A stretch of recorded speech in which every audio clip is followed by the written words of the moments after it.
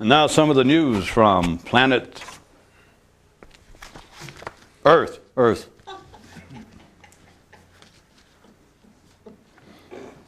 After many years of relentlessness and confusion, one man discovered it caused by a wild beast in his house, which he had never noticed.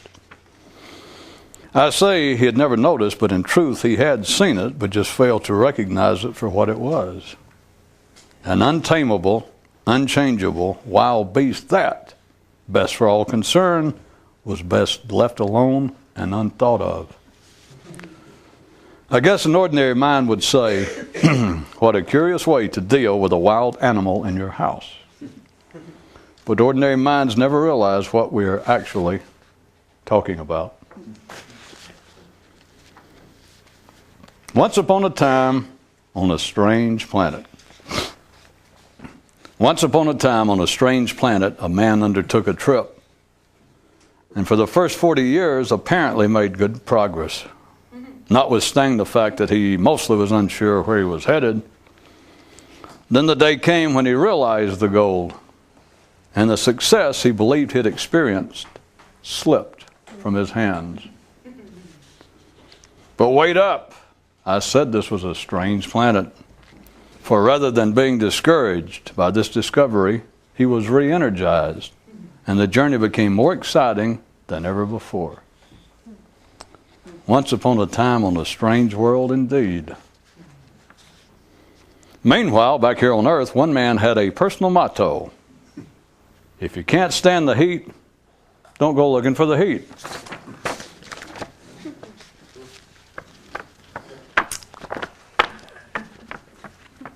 I assume that we're not taping tonight in Missouri. Everything in life irritated one man. Well, not really that, more like everything in life had the potential to irritate him. This man was Adam. Once he had his thinking cap on and was shown the door. One guy said, man, it just gets weirder and weirder. And life said, you talking to me? And the guy said, I forget it. One way you might spot someone actively involved in the struggle, if indeed such a thing was possible, would be by the fact that blatant failure in a certain matter has no effect on their continuing effort therein. Otherwise, rational, reasonable people. If your thoughts of change involve anyone else, then you have yet to realize what possible personal change is about. Corollary, if you think that anyone, in any way, is in any part responsible for what you are today, you will remain as you are forever. And remember this, forever is not all that far away.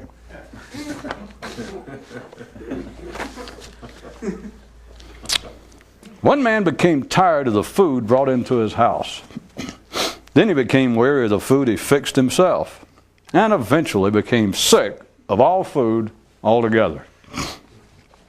And once again, ordinary minds will fail to recognize what we're actually talking about.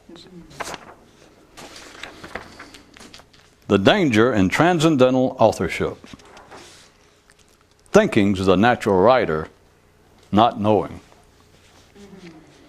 One day a blind man and a deaf man were walking down the street together, and one of them said something to the other one pertinent to what was just noted regarding thinking and knowing, but I'm going to let you make up your own words as to what it was. As he appeared ready to start the bus, the driver looked back over his shoulder at the passengers and said, those of you who, at some time along the way, become agitated and begin to wonder if you should have undertaken the journey, may alleviate your discomfort and doubts by simply turning to another person or to yourself and talking about it. Yeah. And while it was nice for him to be so concerned, his suggestion was actually unnecessary, inasmuch as what he described is precisely what ordinary men will naturally do whenever confronted by the discombobulating. Meanwhile, over at the airport, one man had this carry-on slogan: if you don't like the heat, don't buy a furnace. As told by one myth, man's brain was originally undivided. But after he somehow made the gods mad, they split the organ responsible for thinking in two. And right there, dear story lovers, was the beginning of all his troubles. If you're born a minnow, and only with minnows swim, you won't be able to hear the call announcing, "Shark tryouts."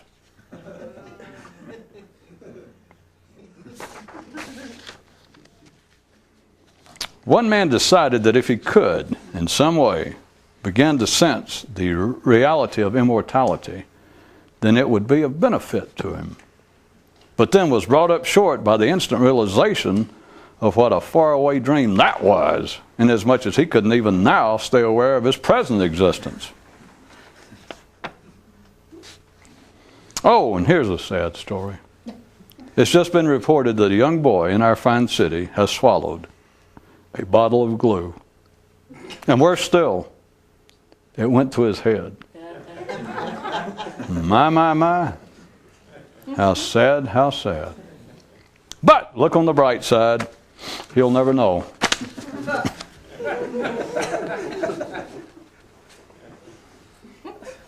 Another difference between the ordinary and the few is that the ordinary, in matters of non-physical complaints, will seek the services of a physician or some other healer, while the few will look for a specialized type of carpenter, a finisher, preferably in his own household.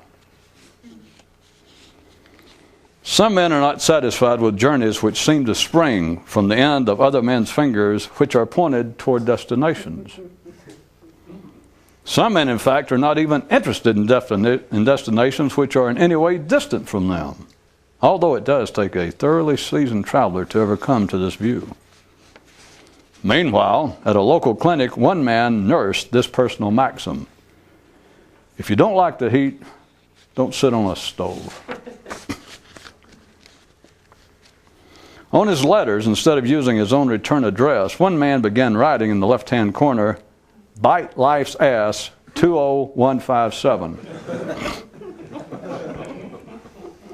And then began receiving letters marked, "Return to sender," which he hadn't sent, and which suggested to him that life was attempting to communicate something to him, and decided to clean up his billet doux act before it started sending him messages, "Postage due." And just how many more polyesters must die before ordinary minds begin to face up to and understand what we're talking about? It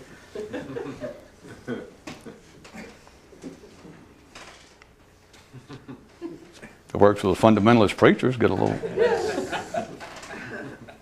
Yeah, in fact, they get money sent to them. All right.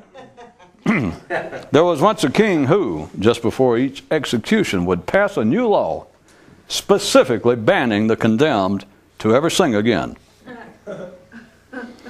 One man never considered himself much of a warrior, but he had a secret ally within himself: the ability to totally ignore a lot of things. The rules for properly riding a bus. First, know where to get on. Guess that's pretty obvious. Second, know how to take a seat. Reckon everyone will figure that out. Third, know when to get off, and there's where damn near everybody screws up. Meanwhile, sometime later, after he had heard these rules described, a young lad asked his father if this is why death and funerals are so popular among the ordinary. What with their perception of the scarcity of things conclusive and upon which they can with certainty rely.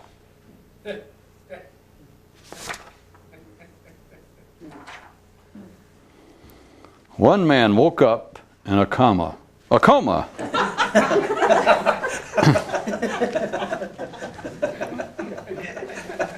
I thought I was back teaching English class. You did. One man woke up in a coma. One man fell into a coma from an awakened state. Everybody does both, with but a few aware of it. And a man wrote to the "What good does it do?" doctor and asked, "Dear doctor, what good does it do?" And the good doctor replied, "I knew you were going to ask that." There was once a land in which you could live nicely without ever thinking about it. But then one day life interrupted them by making things go even better by them thinking about it. And once this happened, no one ever asked what good it had done, since no one could then remember it having ever been otherwise. C. Under certain conditions, unique to man, progress can be stimulated through selective amnesia. Meanwhile, at a nearby mattress factory, one man laid this adage on himself: if you can't stand the sleep, don't get in bed. Oh, and here's a really sad travel story. One man stayed at home, alone, in a closet, with just his thoughts. For while everyone had been talking about a trip, he thought they said tripe, and saw no need to go off after that which he had in abundance. Right where he was.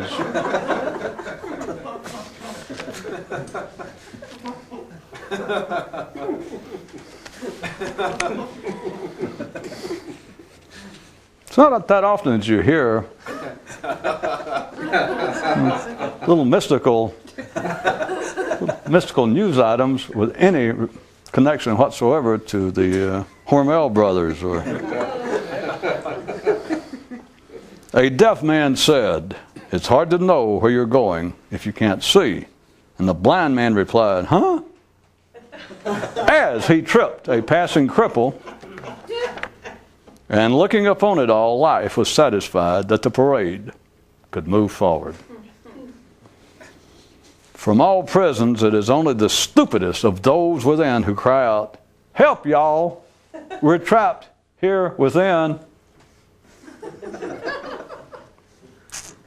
According to one fable, hippos once ruled the earth and its skies, but somehow gone the wrong side of the gods, who took away their ability to fly, stuck them in mud ponds, and worst of all, let them retain a vague and nonverbal memory of the days when they soared and were free. According to another fable, men are pleased that fables apply to someone other than them.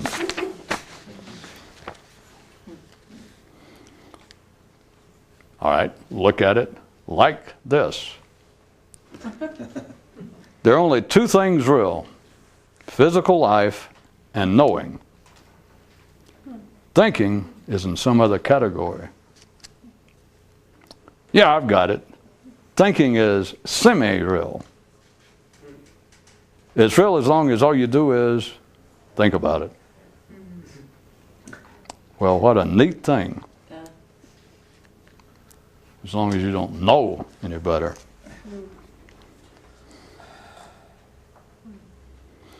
The first time one man read about hunger strikes, he thought, "What a concept.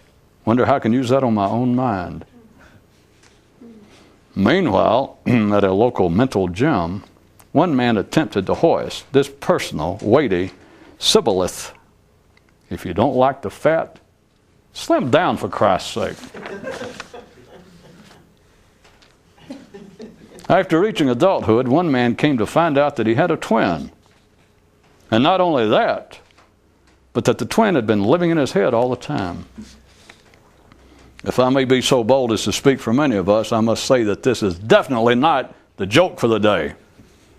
Because ain't nothing funny about that. Screw it. I don't know who keeps writing all this stuff anyway. Like that. Screw it.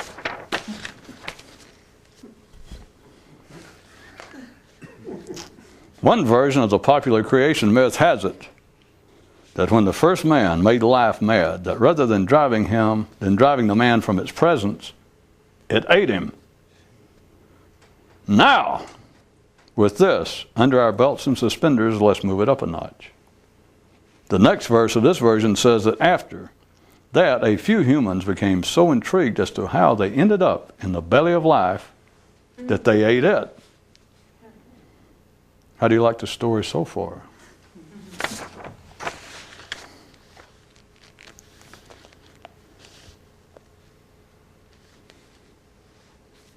One father gave a son what he said was his best advice, which was, remember, things are never as bad as they seem, unless you're dead.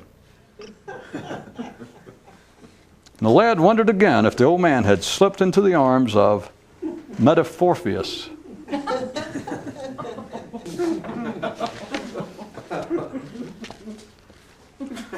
It's nice that we have some faux Greek scholars here. I say faux because you couldn't have been real or you wouldn't have laughed at that. You'd have written it down and planned to go look it up later.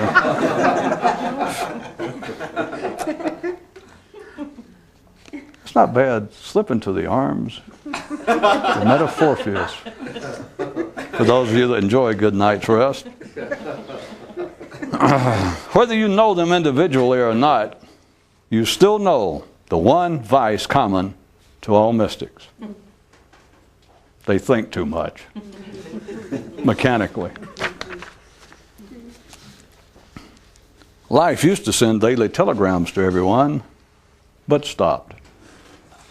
Note, this is a lie. It still does. Just no one answers the right door anymore. The cop inquired of the chap in the gutter, rhetorically, "Ah, yes, what is a more conscious man?" "Why, he is a man who, if he falls off a ladder, goes up." And from the gutter came a burp.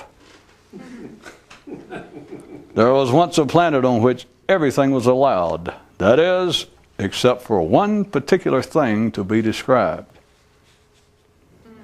Note, this planet is no longer visible from where you're standing. Weak bodies dread death. Weak minds dread death. More conscious weak minds fear and dread only ignorance. Well, only ignorance and repetition. Repetition. Repetition. Repetition. Repetition. Repetition. And a man wrote to the, "Well, what can you expect, doctor?" and asked, "Dear doctor, just what should we expect?" And the doctor answered, "Just read my name again."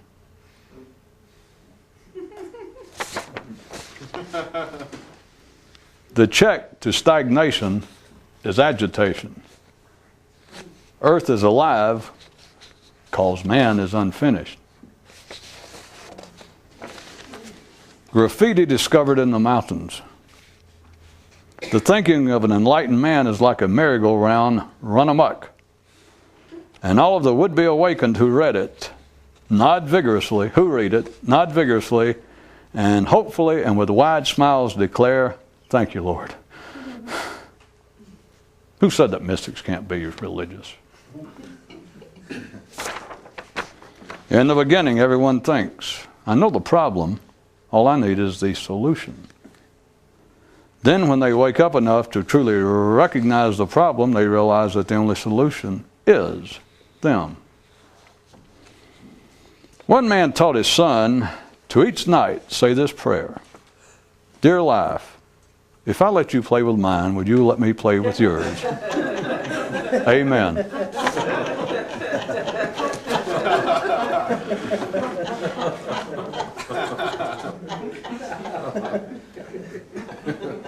According to one unsubstantiated legend, there was once a short-lived mystical order whose sole approach was the attempt to swallow and thoroughly digest one's own brain. Though surely they meant this metaphorically.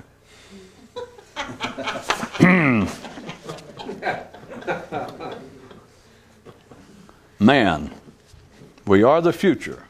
And the only question is whether or not you will consciously be a part thereof.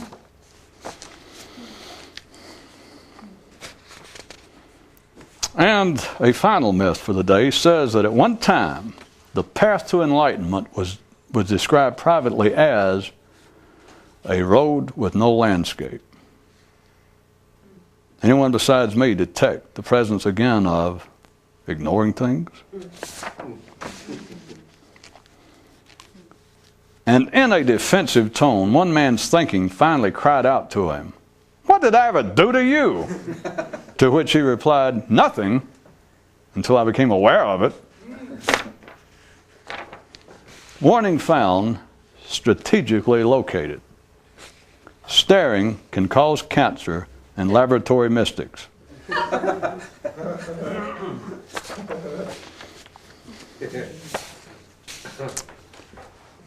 And finally, there sure is a lot to think about, but only one thing to know.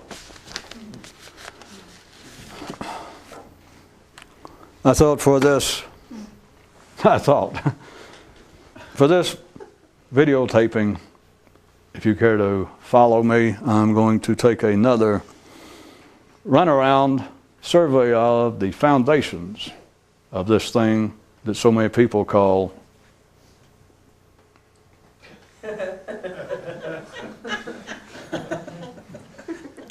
and amongst the less professional, so as to avoid the technical jargon, sometimes known as being here.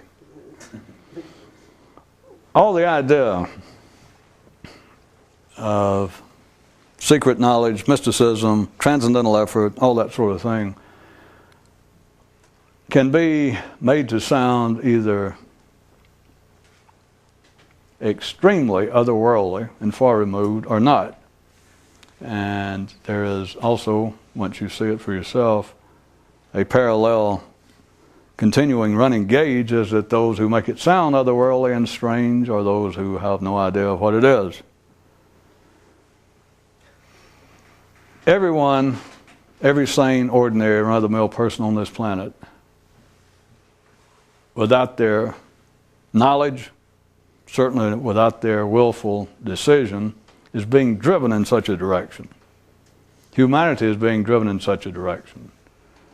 Everything that men do outside, over and above that which is necessary for survival to some degree, is a forced march toward another state of consciousness. And to say another state of consciousness even sounds, I know ordinarily, spooky, occult, New Age, hocus pocus. And yet it's not. And you can read the kinds of things I mentioned that have been written, especially by those who have no experience in it, that do not understand it, that make it sound that way. All you've got to do is read anything listed under the Dewey Decimal Table.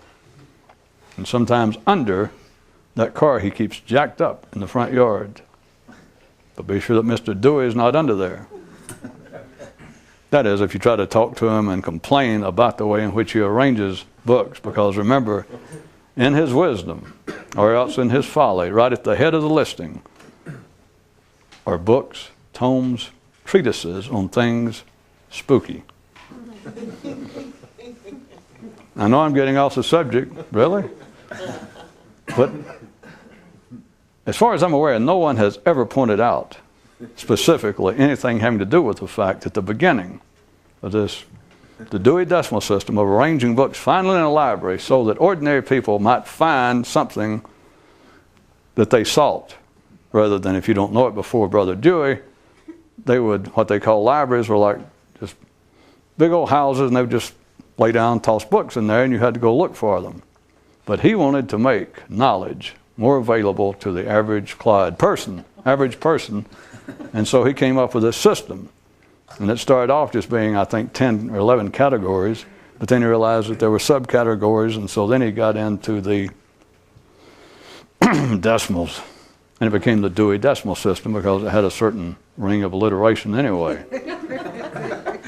But out of all the subjects, all the way from agriculture to zoology, and all the ways in which he could arrange the books, what did he put at the first, so that if they indeed spatially put out their books in a library physically to match the Dewey Decimal System, when a young inquiring or even an old inquiring mind comes in, what is the first thing that they're faced with?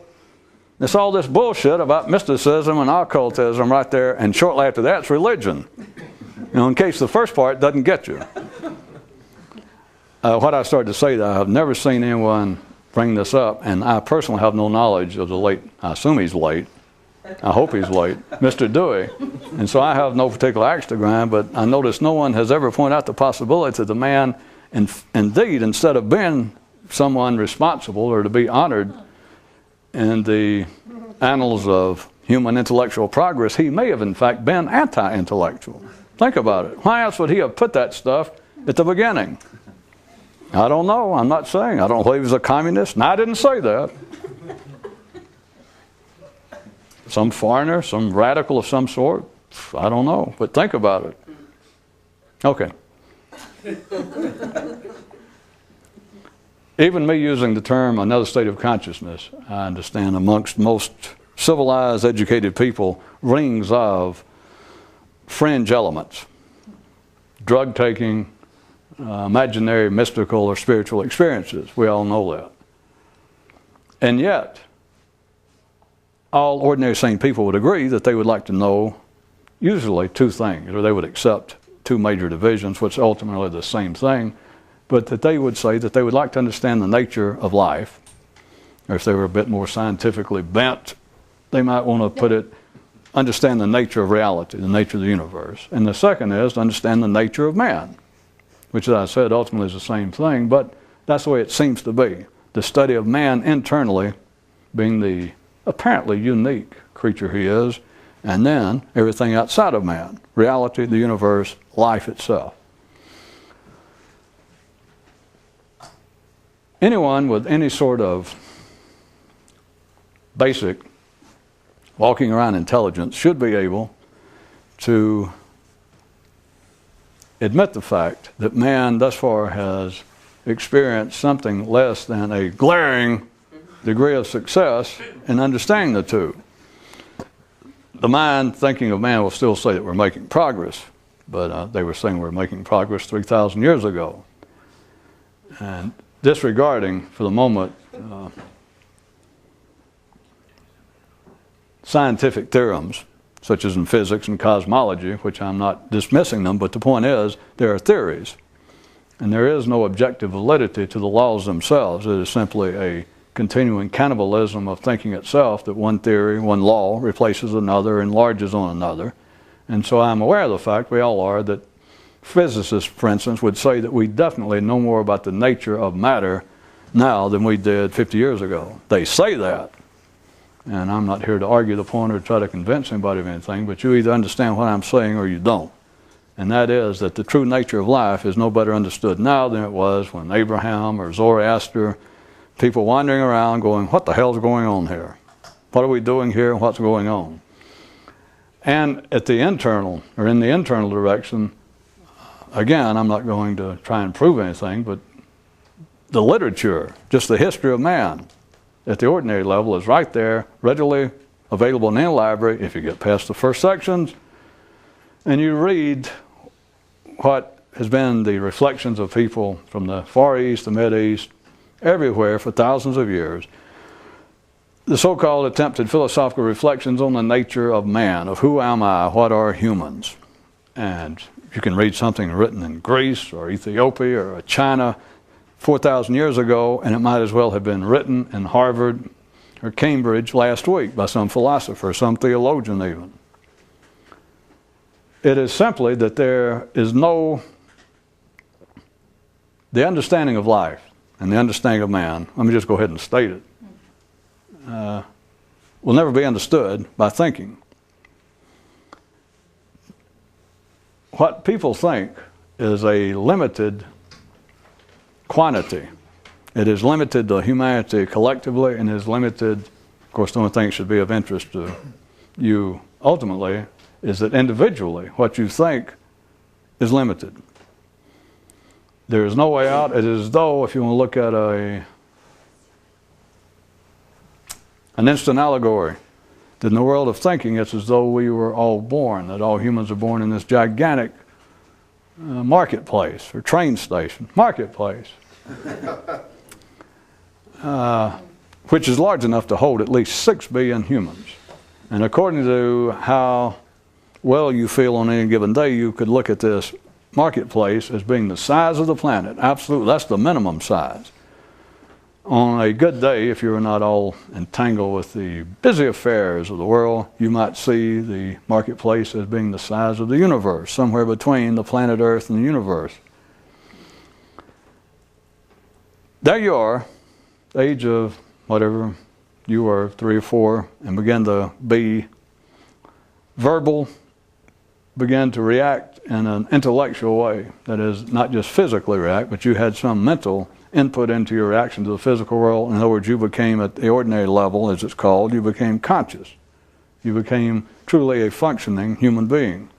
At that time, you found yourself in this large marketplace with 6 billion other people. That is thinking. Everything that humans have ever thought, all the energy that supports thinking was there after Adam was given his thinking hat and shown the door. It was there then, and it's there now. It simply is rearranged. There are no new thoughts. There are no new... Not only is there no new understanding, what I started out to say was there's been no understanding of what life is or man is yet, and so there certainly can't be any more. But there will be no additional thinking. Thank you. The ordinary mind makes no sense of this, and yet the evidence is everywhere. The evidence is everywhere out there, as I said, from written history. It is in an individual person's experience, and it is also, for a few people, it is written on your genes, that once it is pointed out and you begin to look for it, or you begin to ponder it in a certain way, the reality of it just simply finally strikes you. Non-verbally, no proof. You just simply realize that thinking is not only severely limited, it was limited when it started. Now, this is not a mistake. There is nothing ill afoot, and there is nothing, no way in which man has gone awry. If you look at the brain as simply another organ, and you look at thinking as being its output, I know it seems invisible, although it can be measured electronically and chemically, electrically and chemically, but its output seems somewhat distinct from, to say the least, say the bile of the liver. And yet it is not an unfair comparison, because every organ in the body has some responsibility, and it is in some way, I say, an output. Of course, it is a process of synthesizing, changing, processing, nourishment, elements, except in the brain's case, it appears to be. People normally accept it to be invisible, and they do not even think about it as being a form of nourishment, and yet it is. But in the same way, everyone understands this. There is no new food on this planet. If someone suddenly, if Dr. Umstetter shows up from the agriculture department at the University of Nebraska announcing the Umstetter potato, you do understand. All you got to do is ask him. It's no secret. And he's going to say, well, I combined a russet, and then I got an Idaho I got it real sexed up, and I threw them together. And hey, threw in a little potash, and here's what I got. Threw in. At any rate, it was simply back to the accepted laws of physics, which I won't complain with, about no new energy is produced, and et cetera, and none is destroyed. You don't even have to know physics. You don't have to agree with theories. It's simply, you know damn well, if you have any sense, you cannot create something. People cannot. In that sense, you realize that there is no new food. Back to Dr. Umstetter. There is no new food. It is a continuing process. You cannot find anything physically new to eat. In fact, you know damn well you're eventually going to become food for somebody else, for something else. There is no new food. It's no secret. It's just, we all know that. If you ask an ordinary person, or if you told them that you heard someone say that that thinking is absolutely limited and it has been since it started, they'll deny it. That is part of the beauty of the mind. That is part of the deftness with which thinking trips the light, and sometimes extremely light, and sometimes heavy, fantastic. How else do you think Dr. Umstead came up with the Umstead potato? Aha, so you didn't know. His mind tripped. In this case, I would say the semi-light fantastic. Because you know how potatoes can weigh on one's digestive system late at night. The mind will say of any ordinary person, the mind will deny any statement that thinking is limited. Where does any new thoughts come from? Again, it's just obvious as hell. Ordinary mind, I guess I could get ordinary people to even go, well, yeah, I guess you're right, but so what? And then absolutely forget it immediately. But you know damn well where are you going to get any new thoughts? And yet the mind will go, oh, that's not true. And it will bring up the Umstead potato, as a matter of fact. Say, not just a physical potato, not that. No, no, no. Think about Dr. Umstead sitting around all those nights in his laboratory, or his laboratory in Kansas, or Nebraska it was. See, you moved him already. No more jokes about the poor doctor. At any rate, an ordinary mind, I'll take its position, could say, it's not just the potato itself physically, but there was new thought. How else did Dr. Umstead come up with the idea of a brand new potato? But you know how he did. Even if he was doing it, if it was all a mental process before his hands actually put together the different spuds to create it. His mind started off with thinking of russet potatoes, and then thought about thinking of Idaho potatoes, and that. You understand, it did not come up with any new ideas. There is no new thinking. It can be rearranged. That's it. The ordinary mind cannot see that, but if you want a real survey of what this thing is, and you realize also, I'll get a bit more specific, I said that all humans are being driven en masse on a forced march toward an increase in consciousness. In fact, to metaphysical, what's called metaphysical states now, or mystical states to some other state, they're being driven there, not aware of it, and in one person's lifetime it does them no good because it does not move fast enough for it to have any noticeable revelations to the individual cow, person, sheep, person in the herd, in the mass of humanity. I'll get it right in a minute. It's just sometimes you slung tips. You know how it does.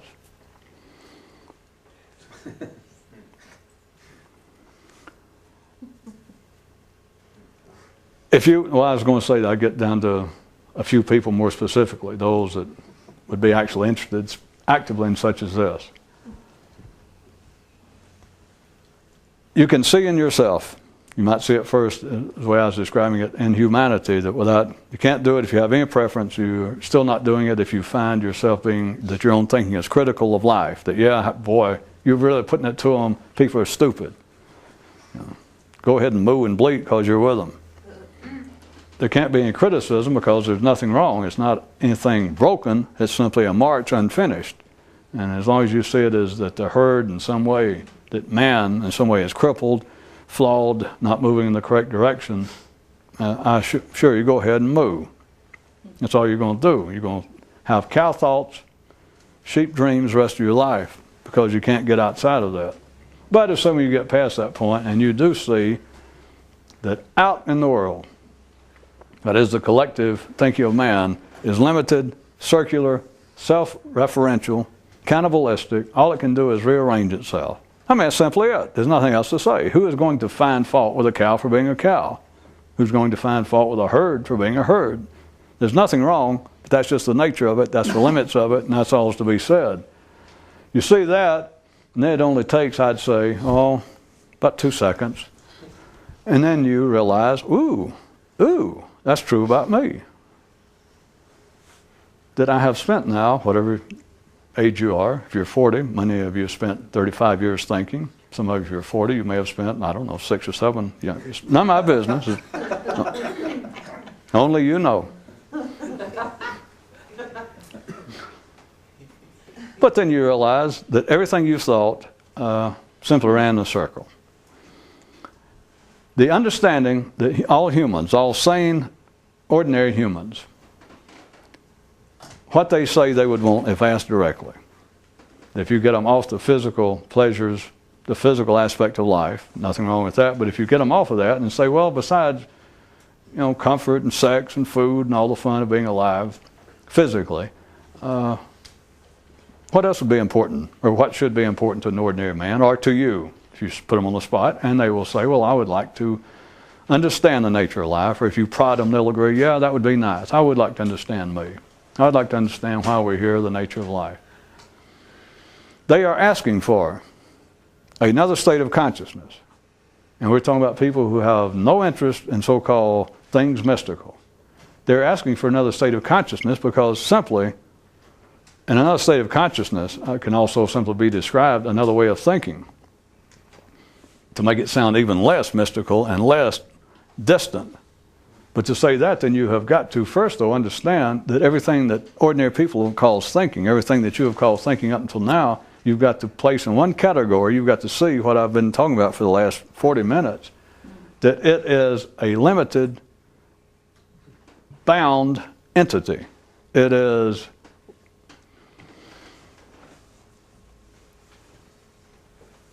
immobile. It is immutable. There is no information. There is no new information go into it.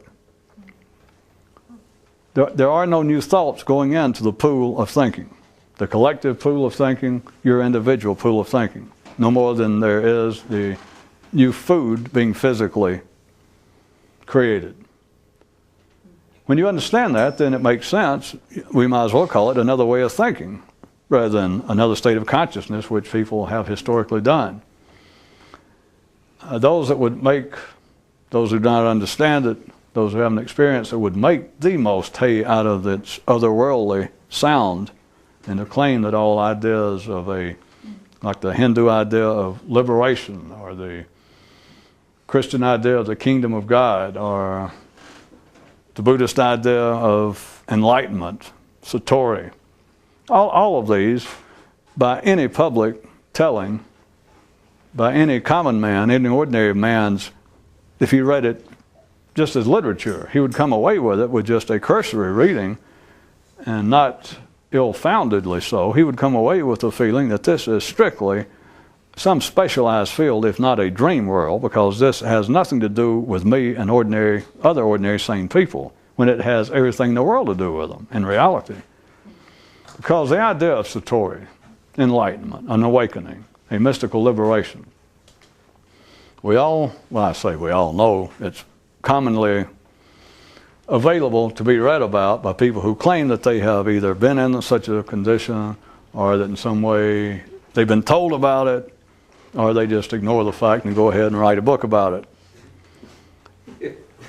They describe it, or else they analyze what they've read, such as if somebody read the story of Buddha and some of the related literature. I'm just picking that at random. Could be Christianity, Judaism, if you're reading all of them in a certain way. They're all talking about another way of thinking. That's what they're talking about. That's what the reference is. You can look at the destruction of all the false gods as being the destruction, the abandonment at least, of ordinary thinking. And you can look at the kingdom of God, or the escape from captivity to the promised land. You can look at the ultimate liberation of the Tibetan Buddhist. You can look at the Hindu, the Vedic literature, the idea of yogi, the perfect yoke back with creation. That is, to where there is nothing standing between you, no distortion between you and a direct communication with life. I am telling you outright that all of that refers to another way of thinking, because it's a man's ordinary way of thinking that keeps him from such. And again, I repeat, keeps him from such. He's not supposed to be otherwise. It's only a few people in the world. They're just sort of accidentally wired up kind of in advance. For all I know, you're experimental models. Don't ask me. Life could be playing with us, testing things, which it doesn't do you any good. You can complain if you want to, but it won't do you any good. Or you can say, well, it's been neat so far. It won't do you any good either, but you can take your best shot. Life does not have a toy complaint counter for you to go back and go, wait a minute. My brother and all my friends and neighbors are pretty decent people, and they, in fact, finished high school. Some of them got college, and they have jobs they've had most of their life, and they're married to the same woman. What gives with me? Plus, they go to church every now and then when they feel bad or get frightened. What's with me? What'd you do? Perhaps the area of mysticism is life's R&R. Rather than looking upon all the Jesuses and Abrahams and Muhammads as, these great enlightened men, they were experimental models. Don't laugh. Welcome to the club. At any rate, what they're describing behind all the religious terminologies and all the ways that ordinary people will analyze it, that try to write about it, to analyze it as being otherworldly and called other states of consciousness, including, I use that term many times. But it is simply another way of thinking. But, one more time, you've got to understand, it is not an extension of the way you think now. Because it is not going to be expanded. It is not an extension. It is not a rearrangement inside of thinking. Because the rearrangement inside of thinking, another state of thinking and consciousness, has already been verbally described. Hell, it's been verbally described 4,000 years ago. So if that was the point, all you have to do is pick up some of the ancient Egyptian writings, for instance. If you knew how to read it, there it is, somebody describing being in the state that 4,500 years later Muhammad would call awakening. Just for instance, to give you a span, it's the same thing. They were describing this other state. But if you take, it is not through the addition of new thinking. It is literally within the brain. It is a movement in a new place inside the brain. It is not spooky, it's not otherworldly, and it's not a spiritual experience. It's not even mystical in the sense ordinary people take it to be. I'm not trying to play with words, as you know, but if someone would actually take, in the Western definitions and history of the word mystical, it is acceptable because it, in one of the definitions used to be, unless they've changed it, was simply the belief that there is knowledge available through means not normally available. Knowledge had, or knowledge possible through means not normally available. Which, if you want to read it spooky and woo, woo, woo, you can do that and go, ooh, that sounds like the very thing of spirits coming from other worlds or aliens coming in your backyard and giving you secret information. Or it can sound not spooky at all. It just says the belief in knowledge, not the belief that knowledge is possible from non-standard areas or non-standard fashions. If you want to, you can see that as being extremely non-spooky. Because you could take it to mean, well, it just simply means that you go and get knowledge at some unknown university. Or you go seek out some guy that doesn't even have any teaching credentials. That you go and you found some information somewhere, that name listed in the phone book. Nobody knows what it is. So it could be that mundane. But it is one fact for sure that you will finally realize that it is not coming out of the collective normal pool of human thinking. I repeat one more time, this is not as otherworldly even to ordinary people, even to those who've never experienced it.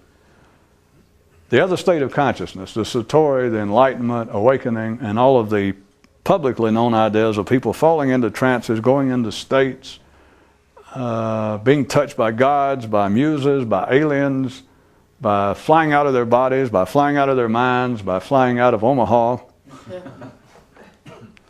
You ought to be careful of that, though. That airport out there is, well, I don't get the FAA on our ass, too. So, never mind.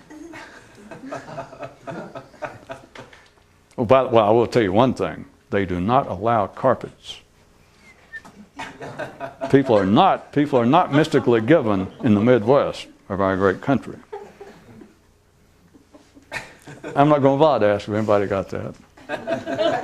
I'll just imagine that somebody did. Back where I started a little bit, and I just mentioned it's all in the brain. If right quick you'll follow what I'm saying, that it is ordinarily conceived, or it has been ordinarily conceived of as not being that far removed on this basis.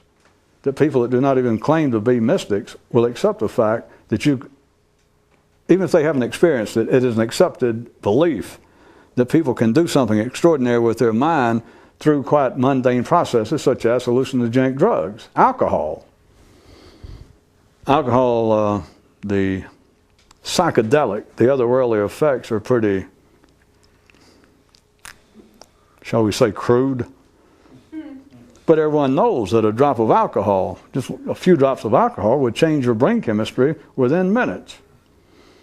And that you can easily imagine things. And I'm not talking about to be a professional, lifelong drinker to where you have the DTs and see hallucinations. You can be just an ordinary cocktail sipper and have a few drinks and imagine things, such as a few drinks at the bar. After work, you go in the bathroom and look in the mirror, and you think, shit, I ain't all that ugly. You're as ugly as you were. You were as ugly as you were when you got off work. But see, people don't consider that hallucinations. Which is one reason that the U.S. Patent Office, in their wisdom, has never granted a patent for talking mirrors. Enough said. Plus, at least you feel shortchanged. Just think about it. You don't know talking mirrors. Not I. That's why I have my mind. Right? And it says, right, Captain. It's surprising how agreeable things can be in a prison. Until you turn your back, you don't know what they're doing there. But at any rate, your mind wouldn't do that to you. I don't know. I didn't mean to give anybody the willies.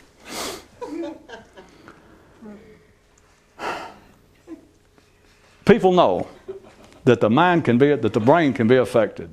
What they would call everything from their personality to their consciousness, they know that.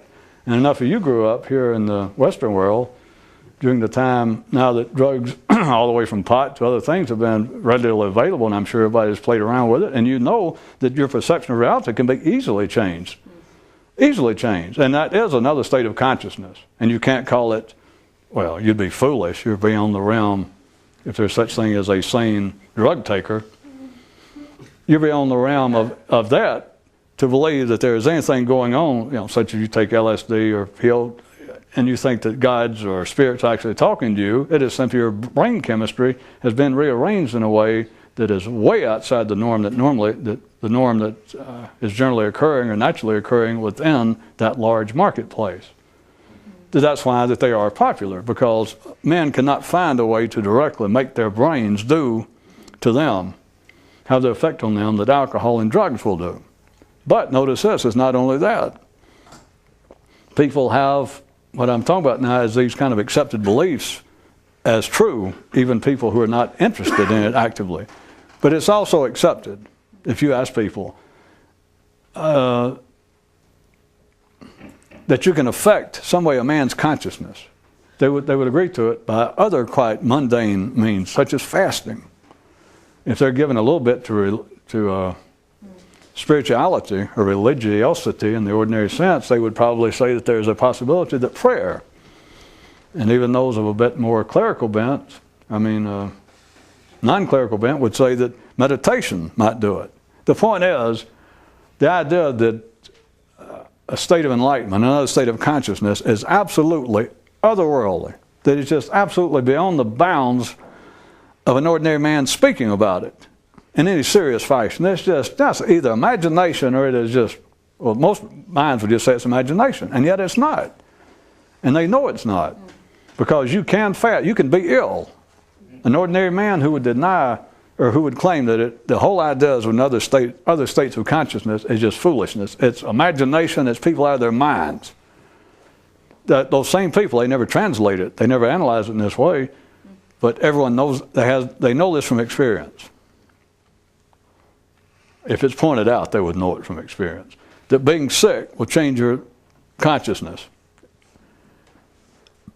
But you can absolutely, it's always been tried. There's no way, it is not a scientific process, but going without food past a certain point, you can't predict. It's not necessarily going to throw you into a more agreeable state of consciousness, but it will certainly change your state of consciousness. With some people, a cessation of sex over a longer period of time, and is even more random, the effects, because everything, if you notice what they're dealing with, is all the survival instincts of man at the physical level. If you interfere with them, without them analyzing this way, it's just known that it will eventually interfere, that is, change the internal side, the mental side. It will change your brain operations. Doing without food, going without sleep is a pretty easy one, by the way. None of you have ever tried that. It's a lot cheaper even than the neighborhood weed that they're selling, because going without sleep's free. And you'll hallucinate very shortly. You'll be in another state of consciousness. But again, to say the least, it is not predictable whatsoever. Well, it is predictable. I shouldn't say that. It's Nut City. It has more uncontrollable, non-positive results than the worst drug trip you ever had. For those of you that's never actually stayed up, I mean, talking about 5 and 6 days at a time. But it will change your brain chemistry. Doing nothing. Just sitting there. Just doing nothing. Although none of these can be called, by any means, a superior or a better state of consciousness, the point I'm going to have to conclude with is simply that the change the way one thinks, or a state of consciousness, is child's play. Anybody can do it. And people do it. The majority of the world's population, before the day's over, according to all figures, will consume some alcohol. And to varying degrees, they, within minutes, change the way they think. They do it. That's the only reason they drink. That they enjoy the change in thinking. Because everyone, all sane people, know that their thinking is sorely, as we say in the Old Testament, sorely limited. But what the hey? Double martini, please. And next time, we will get into how much vermouth is proper for a man on the mystical path, or something similar. Either that or otherwise known up your olive. Or don't.